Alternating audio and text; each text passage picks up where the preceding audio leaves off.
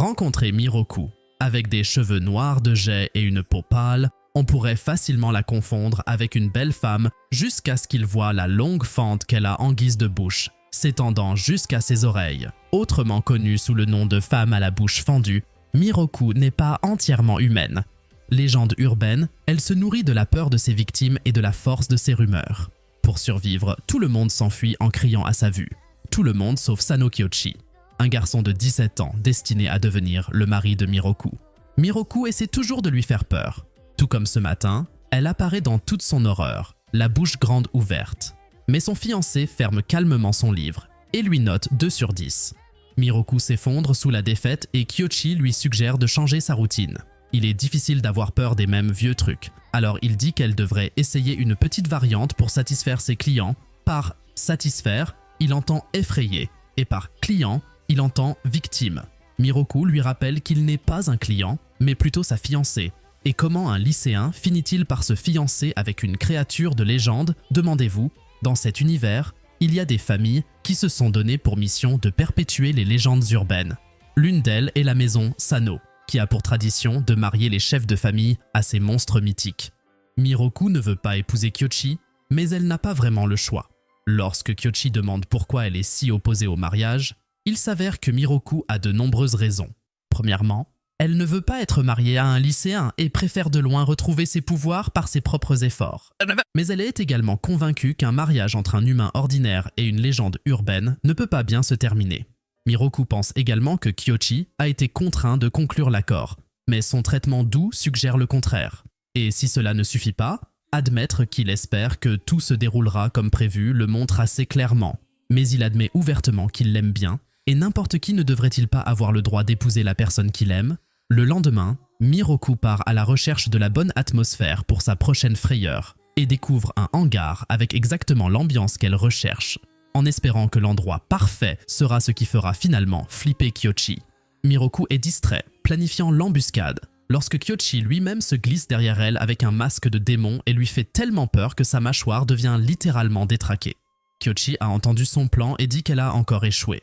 Montrant les autres masques accrochés autour du hangar, Kyoshi explique que cet espace est dédié à sa collection d'antiquités et d'œuvres d'art, et plaisante en disant que peut-être son passe-temps est la raison pour laquelle il n'a pas peur. Lorsque sa mâchoire tombe, Kyoshi lui dit qu'il l'aime, peu importe à quoi elle ressemble, laissant sa fiancée complètement sans voix. Lorsqu'elle retrouve ses esprits, Miroku commence à déclamer contre son amour de lycée. Au milieu de son discours, elle découvre que sa réserve de fil est presque épuisée. Elle l'utilise pour s'attacher la bouche afin de pouvoir sortir en public sans attirer l'attention, ce qui la rend assez indispensable. Lorsque Kyoshi demande, Miroku dit qu'elle préfère de loin avoir la bouche fendue, mais étant donné les problèmes que cela provoque, elle sent qu'elle doit la garder fermée, même si c'est compliqué.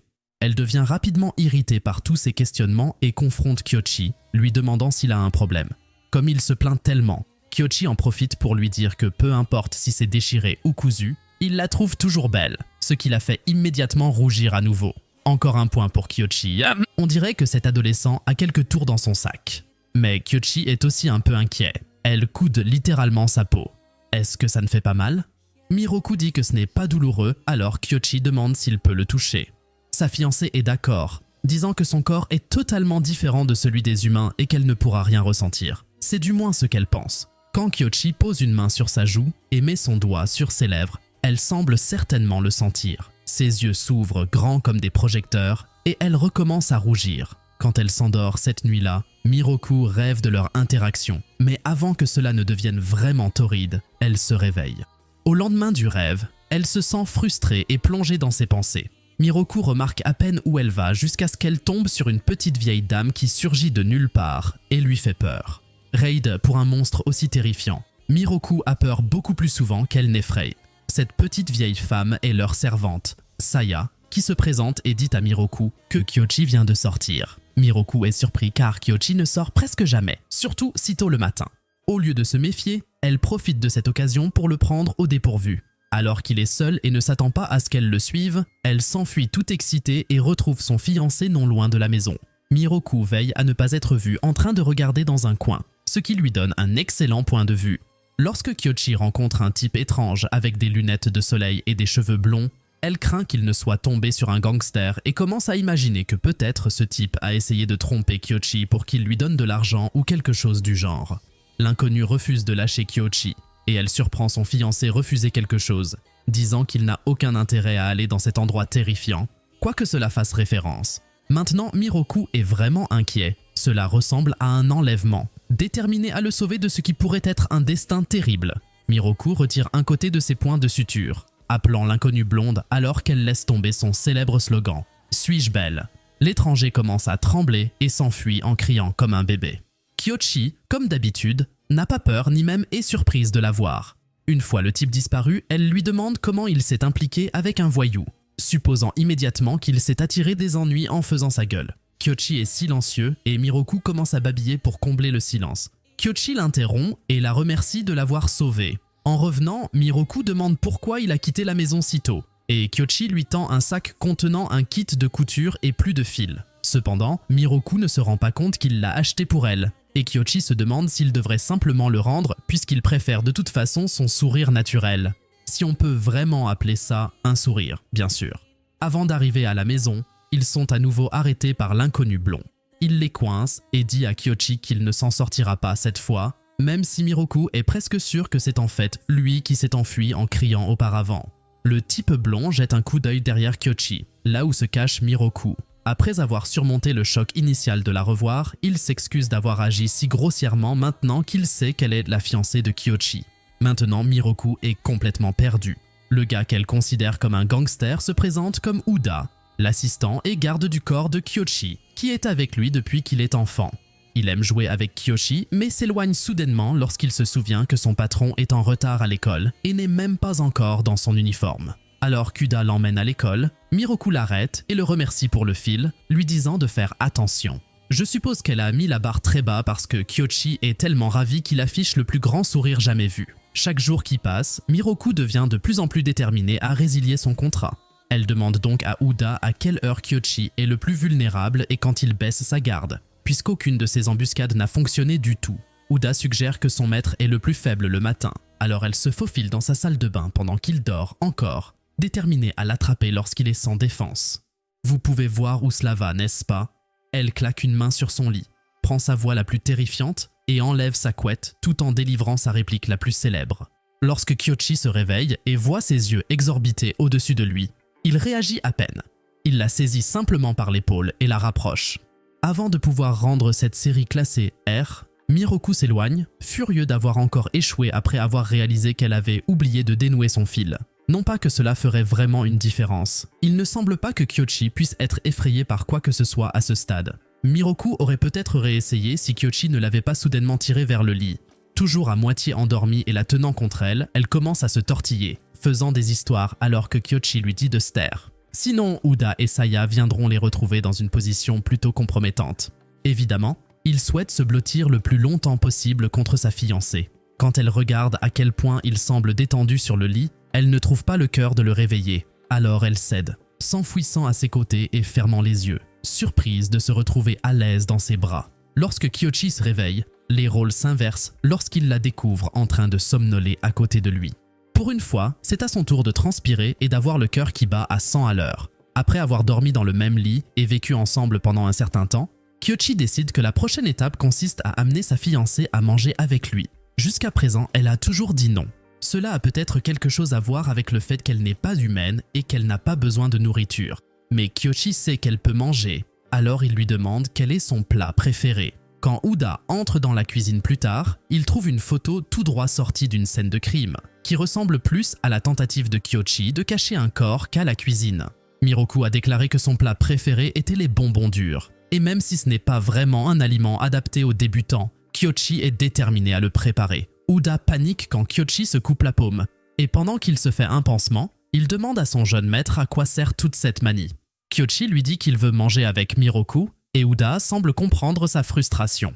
Uda décide de sauver cette tentative désastreuse de cuisine, et avec son aide, ils se retrouvent avec des bonbons assez impressionnants dont Miroku est absolument obsédée. Cela faisait longtemps qu'elle n'avait rien mangé, et c'était certainement la première fois qu'elle essayait ça. Alors Kyochi demande s'il peut en avoir une aussi et choisit une de ses sucettes. Quand il l'attrape, Miroku voit le plâtre sur sa main après avoir coupé le fruit. Et quand son fiancé commence à parler de ce qu'il devrait lui préparer ensuite, Miroku devient étrangement silencieux. Les bonbons de Kyoshi ont dû fonctionner à un certain niveau car elle s'en soucie clairement suffisamment pour ne pas vouloir qu'il soit blessé. Alors Miroku lui dit que la prochaine fois, ce sera elle qui lui fera quelque chose, seulement pour lui rendre l'appareil.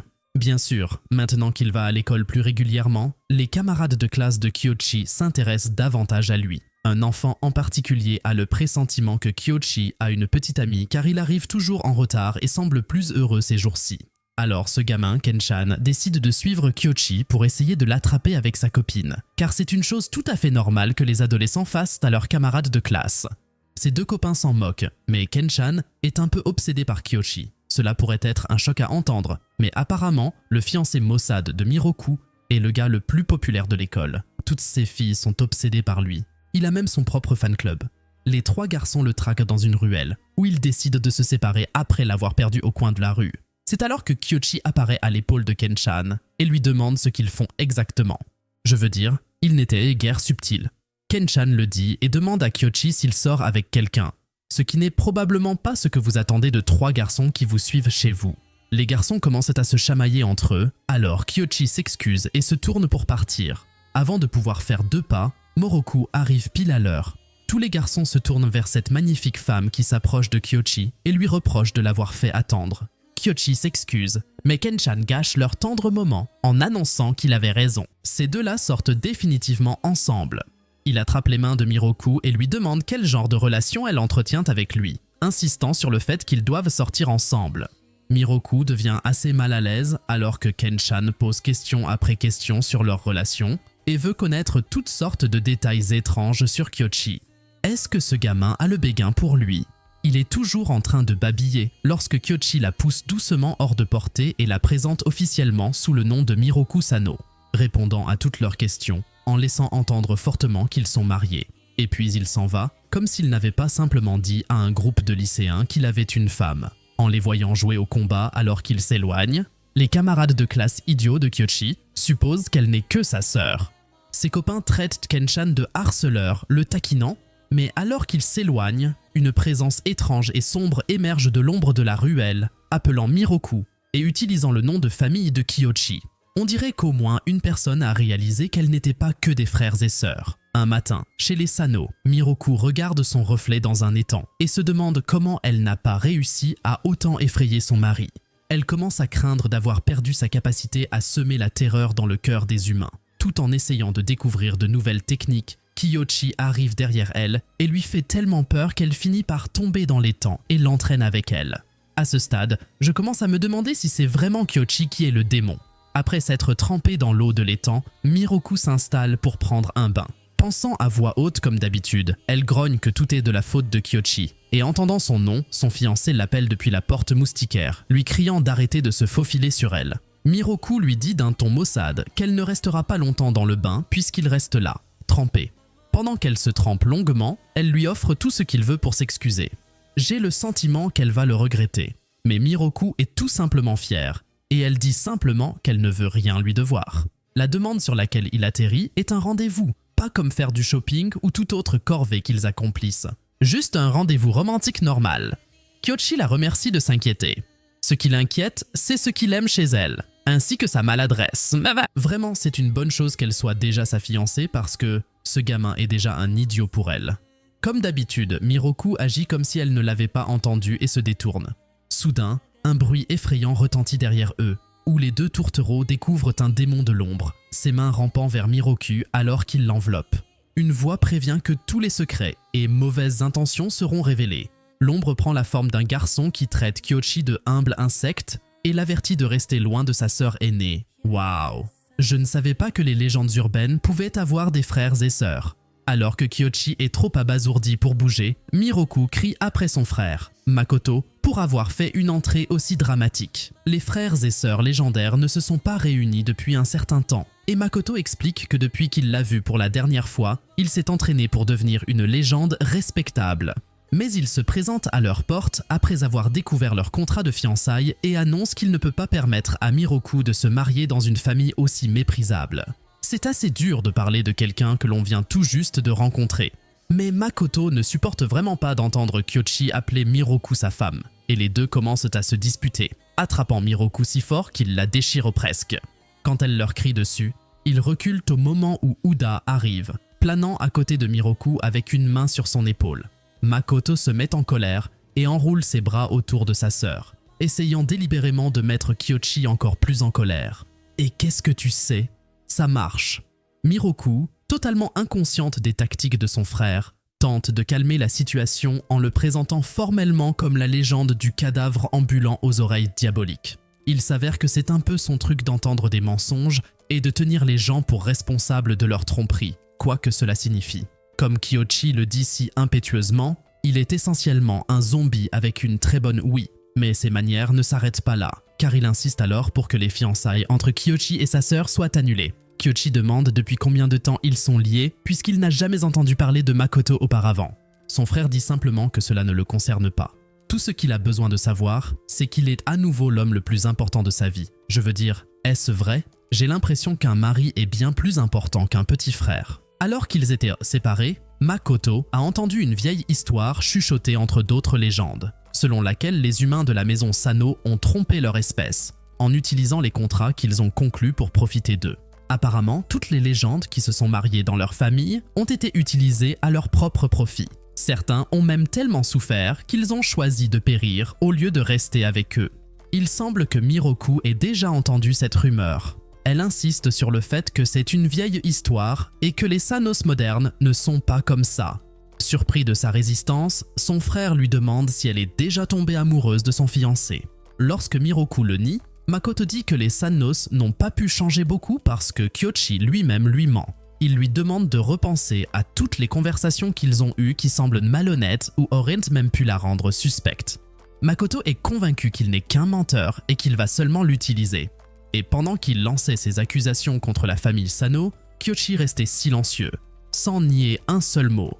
Alors Miroku lui demande si c'est vrai, mais il se tourne simplement pour quitter la pièce, s'arrêtant près de la porte pour lui dire qu'il est désolé. « Eh bien, si ce n'est pas suspect, alors je ne sais pas ce que c'est. » Makoto lui crie dessus en sortant, le traitant de nom très grossier et voyant cela comme une preuve de la tromperie des Sanos. L'idée que Kyochi aurait pu mentir à chaque fois qu'il disait qu'il l'aimait ou la traitait de jolie rend Miroku bien plus bouleversé que prévu. Il y a soudainement un bruit fort venant de l'extérieur et la seconde suivante, Uda entre et s'excuse pour la perturbation. Il semble que Kyochi ait perdu connaissance et ait pris de la fièvre. Maintenant, comme un diable a-t-il réussi à tomber malade en une minute? Depuis qu'il a quitté la pièce, Uda révèle que Kyochi est malade depuis qu'il est enfant. Il a essayé de le cacher pendant que Miroku était là, mais les accusations de son frère ont dû le pousser à bout. Debout à son chevet, Miroku se demande s'il a été malade pendant tout ce temps, essayant de cacher sa santé avec ses gestes étranges et ses confessions soudaines. Mis à part les problèmes de confiance, elle se soucie toujours suffisamment de lui pour s'asseoir à son chevet et prendre sa santé en main. Quand Kyoshi bouge, Uda part pour leur laisser un peu d'intimité. Une fois revenu, Kyochi semble gêné que sa future épouse ait vu ce qu'il considère comme son côté pathétique. Évidemment, ce n'est pas pathétique pour Miroku, qui s'inquiète juste pour sa santé. Il demande des nouvelles de son frère, qui a accepté de partir jusqu'à ce que Kyochi aille mieux. Eh bien, au moins, ce n'est pas un imbécile total. Kyochi s'excuse car son état signifie qu'ils ne pourront probablement pas aller à leur rendez-vous demain. Mais il est également désolé pour tout ce qui s'est passé et admet que les rumeurs que son frère a entendues à propos de la famille Sano étaient presque totalement vraies. Ils font semblant d'être normaux, mais Kyochi connaît les légendes qu'ils ont trompées et utilisées. Même s'il ne peut pas fuir le passé de sa famille, il l'aime vraiment. Là-dessus, il n'a jamais menti. Il rassure tous les doutes de Miroku, lui disant que les Sanos avec lesquels elle allait se marier sont très différents des générations précédentes. De nos jours, il ne tromperait jamais délibérément une légende. Mais si tout va bien et qu'il ne cache pas un grand secret, Miroku demande pourquoi il est parti en trombe en s'excusant. En réalisant à quoi cela ressemblait, Kyoshi se sent plutôt stupide. Son attitude dramatique rendait définitivement la situation beaucoup plus grave qu'elle ne l'était. La pauvre Miroku pensait qu'elle était dans un mariage simulé. Kyoshi admet qu'il a menti, mais il s'agissait uniquement de ce qu'il avait dit concernant le fait de ne même pas penser à la toucher avant le mariage. Où est-ce que ça va? Il semble que Kyoshi vient tout juste de comprendre qu'il vit sous le même toit que la femme qu'il aime. Et avec cette prise de conscience sont nés beaucoup de désirs. Donc si son frère a remarqué qu'il mentait, c'était probablement juste parce qu'il luttait pour résister aux pulsions qui ont commencé à faire surface. Il semble que le saint Kyoshi ait finalement été vaincu par ses hormones d'adolescent. Ce n'était vraiment qu'une question de temps. Miroku panique à nouveau, mais quand il s'approche suffisamment pour l'embrasser, elle laisse faire. Et peut-être qu'ils auraient enfin eu leur premier baiser s'il ne s'était pas soudainement effondré sur son épaule. Je veux dire, le gamin a de la fièvre, mais tu parles de gâcher le moment. Il ne faut pas longtemps à Kyoshi pour récupérer. Et une fois remis sur pied, il revient en force. Et Makoto aussi. Pour une raison quelconque, les garçons décident que la meilleure façon de canaliser leur colère est d'organiser un championnat de badminton. Vous savez, comme le font les vrais hommes. Avec Uda comme juge et Saya qui la regarde comme la douce vieille dame qu'elle est, les garçons s'affrontent pour se battre pour les faveurs de Miroku. C'est Makoto qui a suggéré qu'ils se battent en duel, décidant que celui qui gagnerait garderait sa sœur. C'est un peu primitif de supposer que Miroku suivra simplement celui qui gagnera une partie idiote de badminton, mais s'en ira. Je suppose que Kyoshi aurait pu le penser aussi. Mais Makoto proposait des enjeux si élevés qu'il ne pouvait pas dire non. Si Makoto gagne, les fiançailles seront immédiatement annulées. Mais si Kyoshi gagne, il peut demander tout ce qu'il veut, même la mort de Makoto s'il le demande. Ravi du pouvoir que lui donnerait une victoire, Kiyoshi dit qu'il décidera de son prix plus tard. Cela les amène au début du match. Les règles sont assez simples. Celui qui rate le ballon perd un point et celui qui obtient le score le plus élevé sera le vainqueur. Mais au premier tour, aucun des deux ne laisse tomber le ballon une fois toutes les 30 minutes entières. Uda demande même s'ils se sont entraînés à l'avance pour le deuxième match. Ils imposent un délai. Cela doit être assez ennuyeux de rester assis là et de les regarder se battre toute la journée en étant assis sur la touche. Saya demande à Miroku si elle soutient Kyoshi ou son frère. Miroku répond que, bien sûr, elle soutient Makoto car elle veut que les fiançailles s'effondrent tout aussi fort que lui. Et en plus, elle ne veut plus être séparée de sa famille. Elle dit tout cela assez fort, si fort que cela attire l'attention de Kiyoshi et lui fait rater un tir et laisser tomber le ballon. Alors maintenant, Kiyoshi est en baisse d'1 point et pour une raison quelconque, cela signifie que Miroku doit peindre quelque chose sur son visage en guise de punition. Elle décide donc de les assortir, en peignant des petits X sur ses joues, tout comme le fil sur les siennes. Elle le présente aux autres comme le garçon à la bouche fendue, profitant de l'occasion de le taquiner pendant que son frère le regarde fulminer en silence. La bataille est assez intense lorsqu'elle reprend, mais en raison des contraintes de temps supplémentaires, elle se termine par une égalité avant le tour final qui décidera du vainqueur. Au lieu d'intensifier son jeu pour le match final, Makoto semble vaincu et dit qu'il a déjà l'impression d'avoir perdu cette bataille. Il admet qu'il pensait que Kyoshi ne pouvait pas rendre sa sœur heureuse, ou du moins c'est ce qu'il s'est dit. Mais en la voyant rire et sourire avec lui pendant le match, il se rend compte qu'il s'est trompé. Puis il pique une sorte de colère et agit de manière dramatique, invitant Kyoshi à faire ce qu'il veut comme promis. Mais Kyoshi avait également regardé Miroku ces dernières heures, et la voir interagir avec son frère l'a également fait une très forte impression. Kyoshi décide donc que son seul souhait est que la prochaine fois que Makoto lui rendra visite, il utilise la porte d'entrée.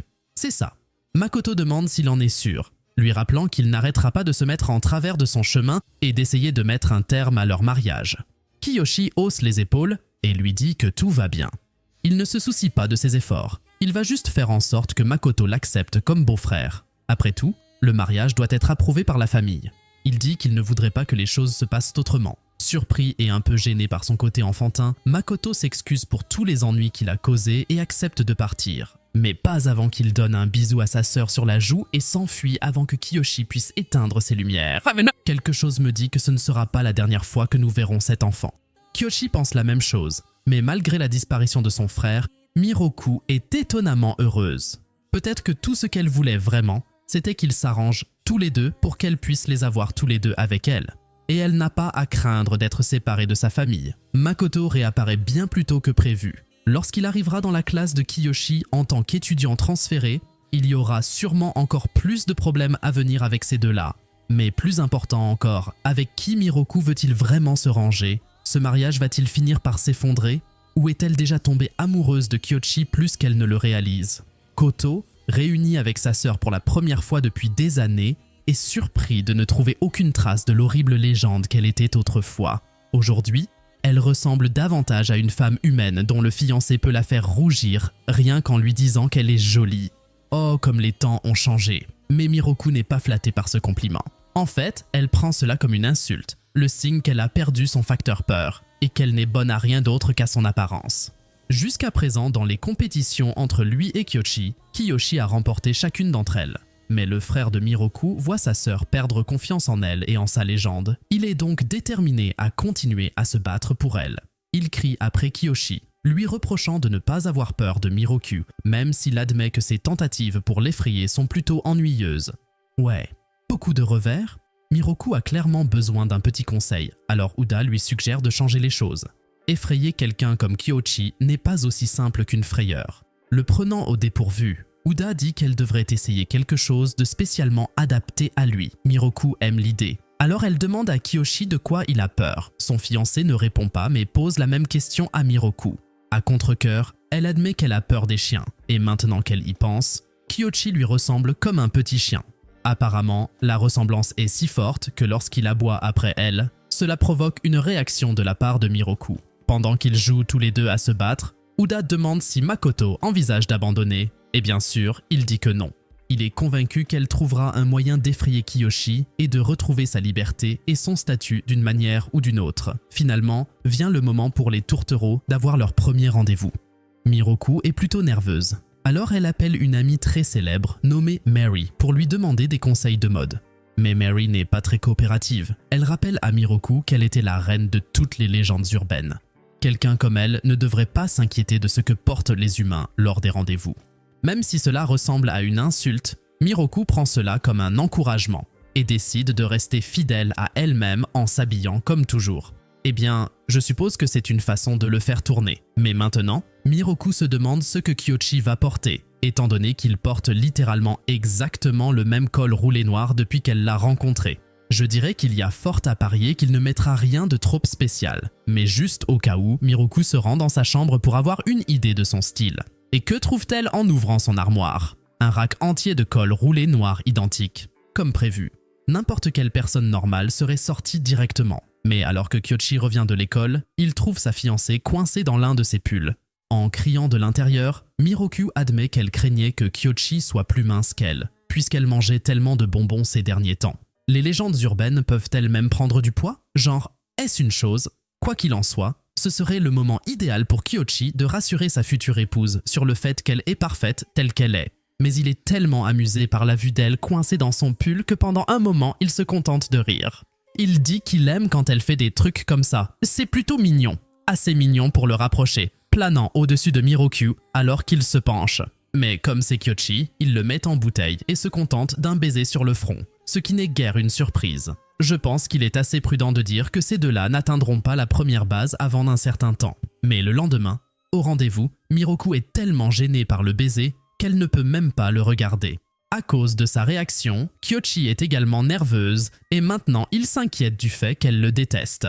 Ah, ça va être gênant. Heureusement, le parc à thème s'avère être une bonne distraction. Miroku n'a jamais été sur des montagnes russes auparavant et il s'avère qu'elle les aime vraiment. Mais c'est la maison hantée qui capte vraiment son attention lorsqu'ils découvrent un groupe de visiteurs traumatisés émergeant de l'attraction. Miroku est visiblement très désireux d'entrer. La maison hantée ressemble plus à un cinéma debout et une fois qu'ils y sont, il est facile de se laisser distraire. Surtout par cette fille aux oreilles de lapin qui essaie de prendre des photos de l'écran. Miroku se sent plus en confiance dans ce genre d'atmosphère. Alors, elle s'approche de la fille agaçante avec la moitié de la bouche décousue et lui demande d'arrêter de distraire les autres visiteurs. De toute évidence, Miroku n'a pas encore perdu tout son pouvoir. Parce que la jeune fille est si terrifiée, elle laisse tomber son téléphone et obéit, probablement marquée à vie.